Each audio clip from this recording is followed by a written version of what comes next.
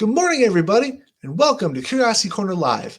My name is Jared, your friendly science Viking, here to talk about some fun science stuff. Now, the Great Lakes Science Center is currently closed to the public because we are hosting the NFL Draft this year.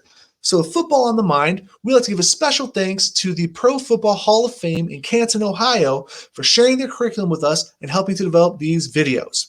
Now, if you want to learn more about what we're talking about today, and in fact, just more things football in general, go ahead and go to www.profootballhof.com and you can look up a whole bunch of fun science things. Now, with that being said, let's get into our science thing of the day, which are cleats. Now, as every good footballer knows, you need a good pair of cleats in order to play. Now, but what makes a good cleat? Is it the color or the shoelaces? How shiny it is? I mean, maybe if that's important to you. But what actually matters is the type of cleat that you have. There are three main kinds. You have your high tops, which extend up to the shin and help protect your ankles, help anchor the players, make them very sturdy, mostly used by linemen so they don't get pushed around. Then you have your mid cuts, which come up over the ankle, which offer a little more maneuverability. These are often used by defensive ends and quarterbacks who need to be mobile, but who also at times need to be sturdy. And finally, we have the low cuts. Now, these are built for wide receivers because they are designed for speed. Now, along with type of cleat, we also have a type of shoe, we also have the type of cleat. Now, there are two kinds. There are molded, which are built directly into the shoe, and there are detachable, which the spikes come off of the shoe itself. They detach. That's the name. They both have their drawbacks, both have their benefits. For example, the molded, they wear pretty evenly, but when one breaks, you have to replace the whole shoe. For the detachable ones, you can change them in and out depending on the situation, depending on what you need.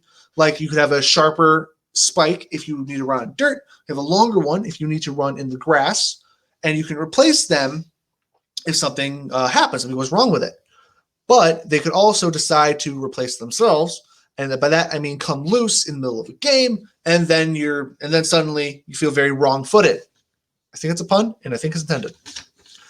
Anyway, that's a whole lot of information about cleats that I just dumped on you. Now I know at least two of you are thinking, why am I talking about this? Well, because today we have a built-in design challenge. And the challenge is to design your own cleat. So, two options. You can either go to www.profootballhof.com, navigate to the art section, where you can find these here designer cleats, which is where I printed this off from. Or you could go there and then simply draw what you see. You can trace these out. Or, pause this video and there they are. And then you're going to design your own cleat. What color is it going to be? What brand are you going to have? How will people know that this is your cleat? You designed it. So my favorite color is red. And being Viking has somehow become my trademark, what I'm going to do is I'm going to design a red shoe that has my Viking helmet printed on it so everybody knows that this is my cleat.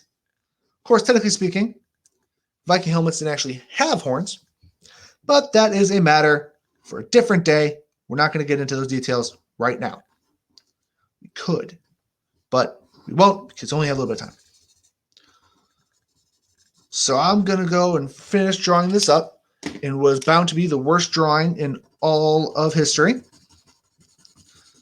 And yes, I'm counting the scribbles I made in kindergarten amongst this. There we go. This is going to be interesting, to say the least. So, as I'm designing my very own brand of cleat